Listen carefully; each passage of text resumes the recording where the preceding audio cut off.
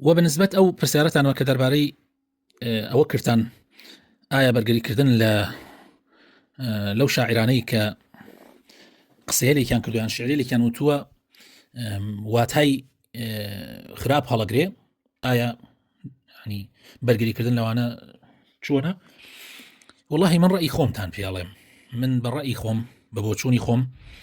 ئینسان بەرگری لە هیچ کەسێک نەکا کە قسەیەکەکە قسەکانی معنای خراپ هەڵەگرێ، یعنی چەند معنایە کەڵەگرێ لەوانێم معنای باش بتوانانی ینی تەویلیشی بکەی، بەڵام ظاهری معناکەی معنایەکی خراپ هەڵەگرێ. ئینسان دیفاع لەو کەسانە نەکاتر، شاعرن یان وتاربێژن یان نووسەرن یان هەر کەسێکی ترن، چونکە لە ڕاستیە تاوانی ئەوەل کە خەڵک بە معنایەکی خراپ قسەکانیان لێکەداتەوە، تاوانی ئەوە لەسەر خۆیانە. ابن مسعود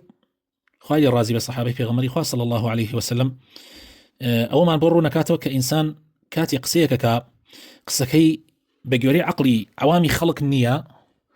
ینی قسەکەی بە گوێرەی عەقلی خەڵک نییە، بەڕاستی ئەبێتە مایەی فیتنە بۆ هەندێک لە خەڵکی. کاتێک ئینسان قسە ئەکا یان شعر ئەڵێ یان هەر شتێکی تر، ئەبێ ڕەچاوی ئەوە بکە کە ئەو شعرەی یان ئەو قسانەی ئەگاتە عەوامی خەڵک، تۆ ئەبێ بە گوێرەی عەقلی ئەو خەڵکە قسە بکەی، نەک بە گوێرەی نخبەیەک، ینی بە گوێرەی نخبەیەک. بۆیە ئەگەر کەسەکە کەسێکی چاک بێ، ئەسڵا ظاهر عەقیدەی چاک بێ، ظاهر ئەهلی ئیمان بێ، ئەوە ئێمە دیفاعی لێکەین لەوەی کەوا گومانی خراپ بە قسەکانی نابین، ئەڵێن احتیمالە هەڵەی لەفزی کرد بێ، یان احتیمال ینی عذری بۆ دێنینەوە لەبەرەوەی ئەسڵی کەسەکە لە ئەسڵا چاکە، لە ئەسڵا چاکە، عذری بۆ دێنینەوە ظاهر، بە تایبەت ئەگەر خۆی ڕوونکردنەوە بدا. بەڵام ئەگەر ئەسڵ لە ئەسڵا کەسەکە کەسێکی بە کەسێکی چاک نەناسرا بوو، ظاهر خاوەنی عەقیدەیەکی باش نەبوو، لە شوێنی تریشا قسەی تری هەیە دەرێخا کە ئەو کەسە عەقیدەی باش نییە یان ئەهلی ئیمان نییە، ظاهر طبعا ئێمە ظاهرە بینین، ئێمە هیچ مەجبور نیمان بڕۆین پاکانی بۆ بکەین، بڕۆین یعنی بەدوای ئەوەیە بگەڕین کە بیانوێ بدۆزینەوە قسەکەی بەلای باشەیە ببین، لە کاتێکا کە خۆی هەوڵی ئەوەی نەداوە ڕوونکردنەوە بدا، خۆی ڕوونکردنەوەی نەداوە هەتا مردووە، ئیتر ئێمە بۆ بڕین پینۆپەڕۆی بۆ بکەین، هیچ ضرور نییە، ینی هیچ واجب نییە لەسەر ئێمە پینۆپەڕۆی بۆ بکەین، بە تایبەتی ئەگەر کەسەکە لە شوێنی تریشا قسەی هەبێ و ظاهری ئەوەی کە کەسەکە نەناسراوە بە ئەهلی ئیمان، ئێمە هیچ ضرور نییە بڕین پینۆپەڕۆ بکەین بۆ قسەکانی لە کاتێکا کە قسەکانی ظاهیرەکەی معنای خراپەکەیێنێ. خۆ ظاهریش حەساوە، ئەو کاتی ئەو شعری وتووە یان ئەو قسەی کردووە، خۆ تەنها بۆ ئەهلی نخبە نەیکردووە، بۆ عام خەڵک کردوێتی، و ئەیژزانێ ئەگا بە عامی خەڵک، ئیتر تۆ بۆ قسەیەکەکەی بە خراپە لەیەک بدرێتەوە.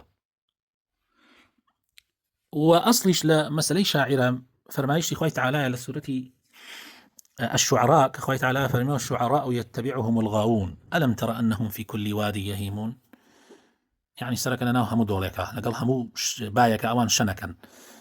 ألم ترى أنهم في كل وادي يهيمون ويقولون ما لا يفعلون. سبحان الله، زور بيجار قول يعني لقل فعل على النية قسيليكا كان لقل يعني عمل كان يعني لقل قسكان إخوانا ناقون جه زور بيان وانا إلا الذين آمنوا، إلا أوانين النبي كإيمانيان هناوة وعملوا الصالحات، يعني ومرجد وما يكم إيمان دار دواء وعملي صالحا وذكروا الله كثيرا، وذكر إخوة زوركا يعني أهل ذكر، وانتصروا من بعد ما ظلموا، و دواء ويكستم يعني لكرا أمان طول إخوانا كنوا حق إخوانا كنوا، يعني أصل الشاعر ألم ترى أنهم في كل وادي يهيمون ويقولون ما لا يفعلون. سبحان الله. وزور بيجارش يتبعهم الغاون كسقم راكان شينانا كون إلا أوانا نبيك أو مرجعني أنتيا إيمانيا هي إيمانك مزبوط، عملي صالح كان، أهلي ذكر زور ذكر إخواء كان، ودعاء ويستمع لي يكري طول إخوانا كانوا جقل ما نخوش يسكانم لو أنك أو مرجعني أنتيا زور بي شاعر خوي تعالى فرمي لو يونك يترن لو جورك يترن جاي بويا إنسان زور دفاع لو أنا نكا باشا بو إيماني خوي يعني كاتي دفاعشان ليكي براسي توش